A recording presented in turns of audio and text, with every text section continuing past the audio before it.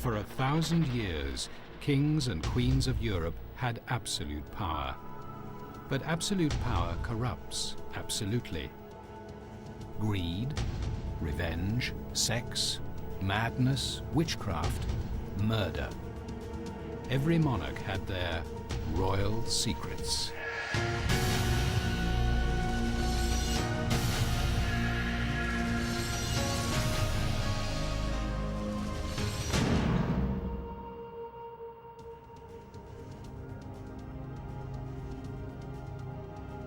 Kings have always tried to hold on to their power. Survival meant eliminating enemies. Executioners and assassins did the dirty work. As children, 3 kings watched in horror as family members were slaughtered. Macbeth, King of Scotland; Eric XIV, King of Sweden; Ivan, Tsar of Russia. Unlike most royals, they were driven to kill with their own hands.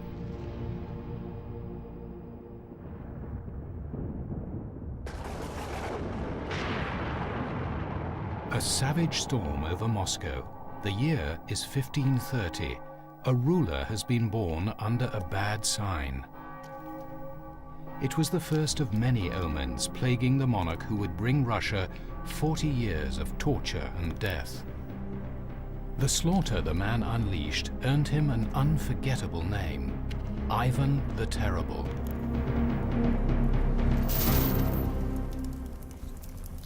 And it all started in his unusual childhood. Ivan's father, Tsar Vasily, died when Ivan was 3. Somebody poisoned Ivan's mother shortly thereafter. For 10 years he was a royal orphan, imprisoned and abused by his guardians. Young Ivan constantly faced death from nobles battling for his crown. But the stubborn prince was a survivor. By age 13, Ivan had enough support to be crowned Tsar of all the Russias. Now he had the power to take revenge. Tsar Ivan immediately ordered a rival prince thrown to a pack of wild animals. They tore the man apart. This first taste of blood was just the beginning. Always on guard to protect his throne, suspicion became his way of life. To extract confessions from suspected plotters, Ivan turned to torture. Ivan whipped men until their skin hung in bloody strips.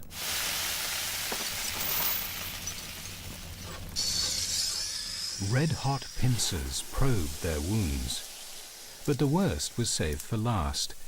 Glowing coals were stuffed in victims' ears. After Kremlin dinners, Ivan led appalled guests on tours of his torture chamber. Despite his tortures and executions, Ivan considered himself a religious man. Religious leaders built a great cathedral in honor of the young Tsar, cementing his lifelong relationship with the Orthodox Church. So after stressful periods of brutal bloodletting, a pious Ivan retreated into monasteries to pray. The more atrocious his acts, the harder Ivan prayed. The time known as the Terror had begun. By the time he was 30, Ivan had earned the name that would make him infamous: Grozny, the Terrible. In 1570, Ivan heard rumors that the beautiful, wealthy city of Novgorod was aiding his enemies, but there was no proof. So the paranoid Tsar reached the safest conclusion. He condemned the entire city to death.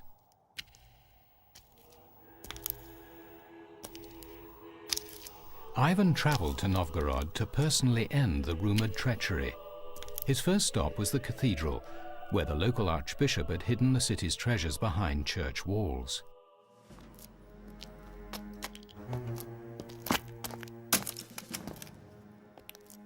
Ivan searched for the booty. With his favorite iron rod, the Tsar probed stonework to find hollow hiding places.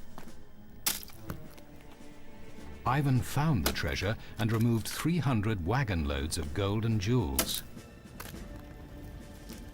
The religious Ivan stopped short of killing the archbishop. Instead, he humiliated him and drove him out of town. The archbishop was lucky. Others were not. When the church bell ringer rang his bell too loudly, Ivan had the man's tongue cut out.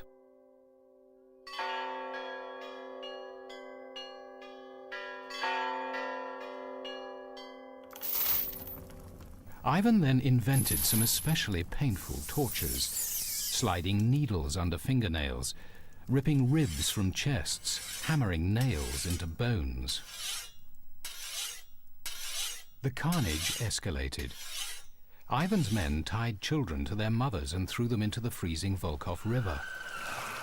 The few who broke free were stabbed to death with boat hooks. Ivan personally supervised the execution of nobles. They were boiled alive and then cut into pieces. It took 5 weeks to exterminate the citizens of Novgorod. It was said that the river was dammed with corpses for 6 months. Legend has it that during the massacre, a pigeon landed on the cathedral. Horrified by the gruesome spectacle, the bird turned to stone. If the pigeon ever flies away, Novgorod will be destroyed. When the bloodbath ended, the pious Ivan turned back to God for comfort. He sent the list of his victims to every cathedral in Russia, along with a bag of gold. Ivan hoped for absolution, even though his list bore the names of 2,700 men, women, and children. Степана, Дмитрия, князя Михаила, Петра. After Novgorod, Ivan's descent into paranoia and violence accelerated. He aged rapidly. Truth was, the Tsar of all the Russias was riddled with syphilis. As the disease ravaged his brain, Ivan became crazier than ever. In 1581, he finally turned on his own family. Moodily wandering the Kremlin palace, Ivan became enraged by the immodest clothing worn by his pregnant daughter-in-law. He kicked her in the stomach, causing her to miscarry his grandson, his future heir. As his rage increased, he struck his son with his iron rod. The young prince collapsed, blood pouring from his head. Desperately, Ivan tried to stop the bleeding with his fingers. He wept uncontrollably and begged God's forgiveness. Perhaps God had had enough. 4 days later, the prince was dead. In these 2 outbursts, Ivan had wiped out the future of his dynasty. His life of torture and mass murder had made Ivan a broken man. He turned to astrology. Since a terrible storm had heralded his birth, Ivan felt another cataclysm would precede his death. In 1584, Ivan saw the tail of a comet in the shape of a cross between 2 cathedrals. The comet convinced him his death was coming. He summoned 60 of Europe's greatest astrologers to predict the date of his death. They forecast the 18th of March. Ivan ordered all the churches to pray for him. The morning of the 18th arrived, but Ivan felt fine. Believing the astrologers lied to him, he sentenced them to death. That evening, Ivan began to set up pieces for a chess game. Suddenly, he collapsed. In an instant, Ivan, Tsar of all the Russias, was dead. The astrologers had been right.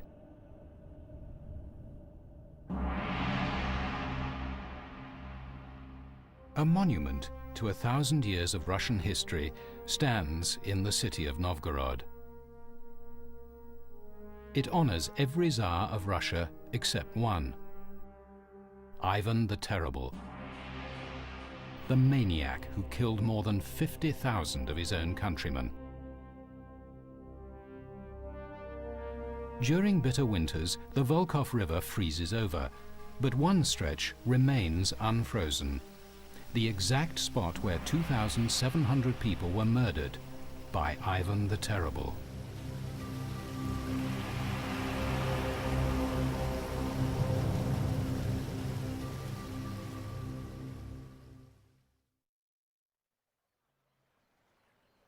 At the same time Ivan was wreaking havoc across Russia, the Renaissance was in full flower 800 miles away in the Swedish court of King Erik XIV.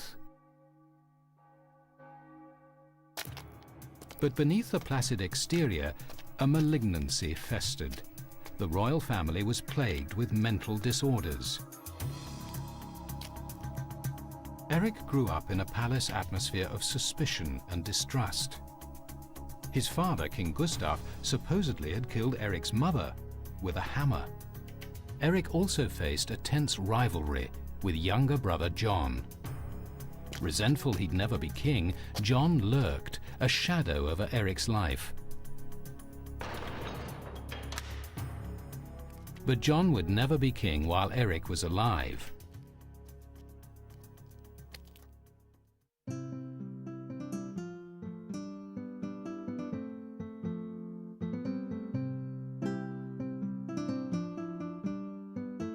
The Renaissance king had brought his country out of the Dark Ages.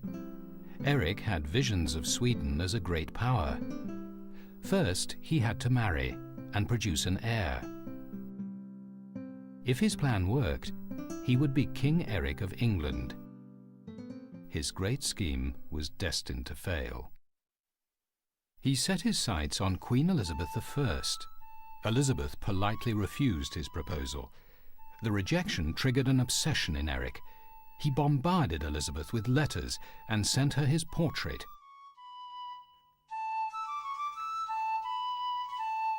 Erik's fixation growing, he set sail to claim her by force. Fortunately for Elizabeth, storms and seasickness turned Erik back. Erik's obsession only got worse. He proposed to many princesses. They all said no. Paranoid, he imagined a plot to destroy his dynasty. Brother John reinforced his delusion by successfully marrying a Polish princess. Erik retaliated by throwing John into prison. Simple household objects took on sinister implications. When two servants carelessly left a jug, halter and cloak in the royal toilet, Erik condemned them to death for annoying him. When a staff member accidentally broke the royal scepter, Erik charged him with treason, a capital crime.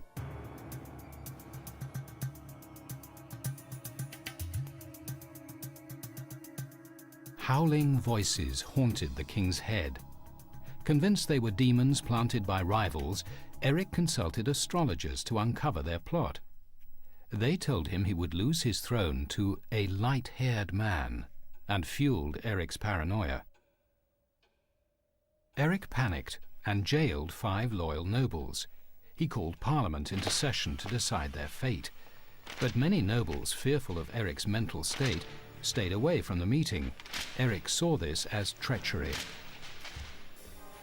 At the meeting, Erik lost his prepared speech. He had to improvise. As he stammered, he imagined his audience laughing at him. He ran away to his castle to brood.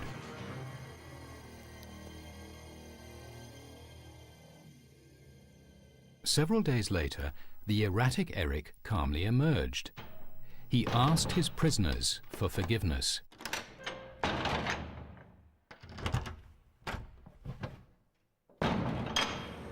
But 2 hours later, a paranoid rage gripped him again.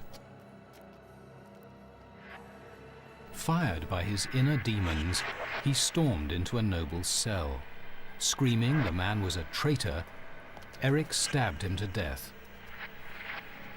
Raving, the king ordered guards to kill the other prisoners. 4 more nobles were butchered.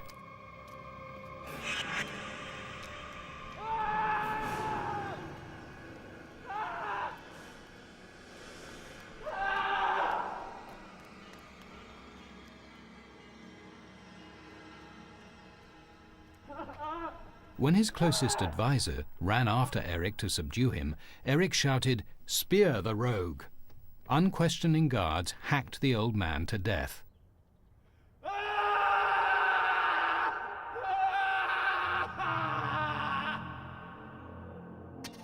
Leaving his palace, Erik wandered the woods alone for days. Gradually, he recovered his composure. Guilt over his murders compelled Erik to offer gold to the victims' families. They refused to take it. The king now issued a proclamation, thanking God for his deliverance from the devil, and commanded his subjects to pray for him. He even let his brother John out of prison. But Erik's subjects now knew their king was not fit to rule. John deposed and imprisoned Erik, achieving his lifelong ambition.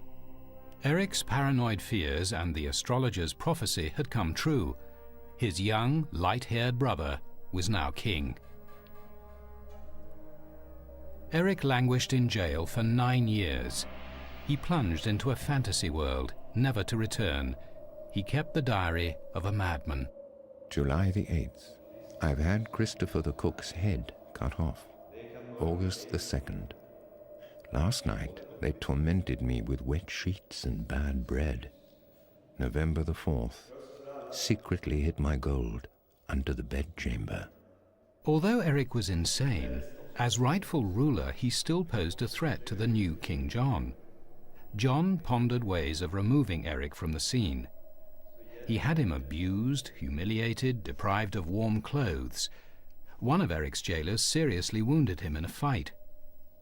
But Erik survived. Frustrated, King John considered more efficient ways to get rid of his older brother: strangulation, or slashing his wrists and bleeding him.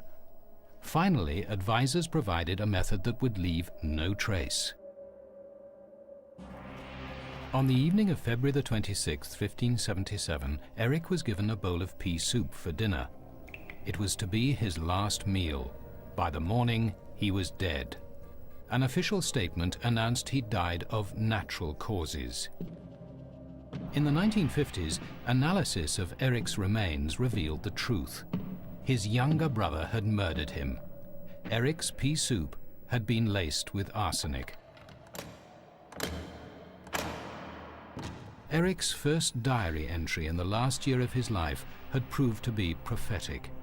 King Erik's unhappiest year.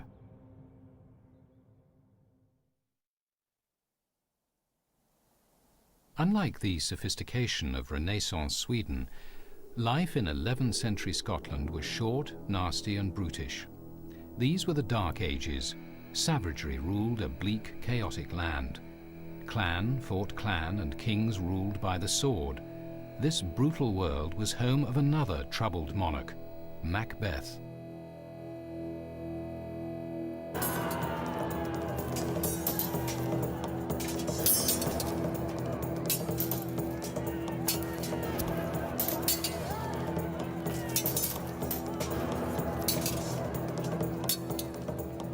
Member of a powerful clan, rival for the Scottish throne, Macbeth was shadowed by murder. His grandfather died in battle. His father was killed. Macbeth's wife saw her grandfather captured, blinded, and executed. Her brother was burnt alive. Macbeth's family had been a constant target.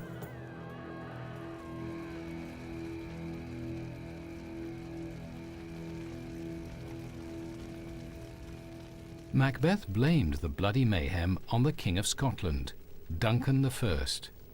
He reasoned that killing Duncan would both avenge his family's murders and gain him the throne.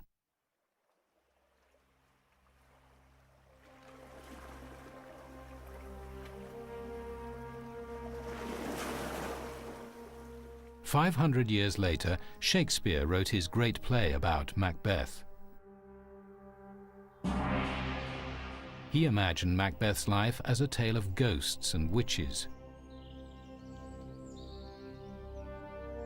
But unknown to Shakespeare, Macbeth's true story lay hidden in a fragile manuscript written by a mysterious monk. In the 19th century, scholars pieced together the story. The tale was more savage than Shakespeare imagined. In the real story, Macbeth hatched a clever plot. He swore allegiance to King Duncan. At the time, Duncan's power was slipping. He needed friends. Duncan trusted Macbeth and gave him an army to help defend his kingdom. Macbeth now drew closer to vengeance and the crown.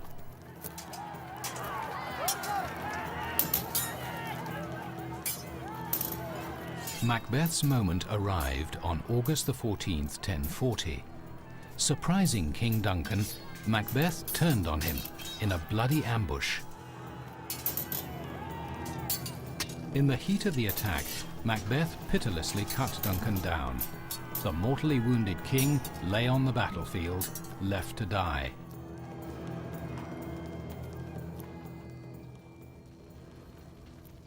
Macbeth's treachery worked. He crowned himself King of Scotland. He had avenged his family's murder. The next 10 years were the most peaceful Scotland had ever known. But a guilty conscience and fear of retaliation haunted Macbeth. Murdering a king was a mortal sin. His killer instinct faltered. Being king wasn't enough to quiet Macbeth's unease. Macbeth turned to God for solace. He traveled to Rome to seek forgiveness. In 1050, Macbeth did public penance, throwing gold coins to the poor. He asked Pope Leo IX for absolution. The Pope gave it. But if the Pope forgave Macbeth, Duncan's son, Malcolm, did not. Trouble was brewing back in Scotland. Malcolm was a powerful clan chieftain. He wanted his family's crown back, and he wanted revenge for his father. Malcolm had been patiently assembling an army. When Macbeth returned to Scotland, he realized Malcolm had grown too powerful. In 1054, Macbeth fled into the wilderness. Now, he was a hunted man. Malcolm stalked Macbeth for 3 years. He had taken Macbeth's crown, but he had to take Macbeth's life to satisfy his appetite for revenge.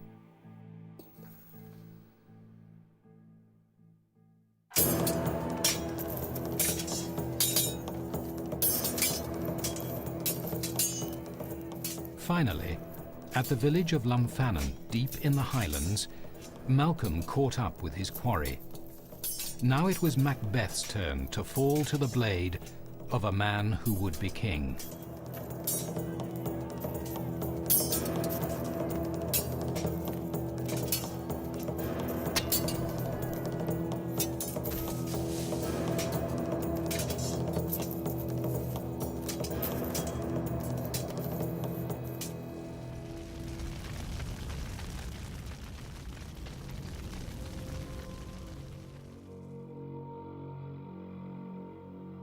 In 17 years and 1 day, the story had come full circle. Macbeth had killed a king to gain the crown, and now that man's son had taken Macbeth's life.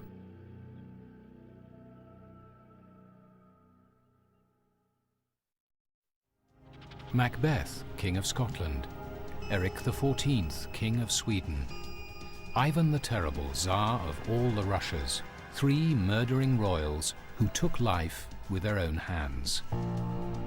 The divine right of kings had given them power over their own subjects, but even they had gone too far. The price of murder turned out to be their own misery and death. Those who live by the sword must die by the sword, even kings.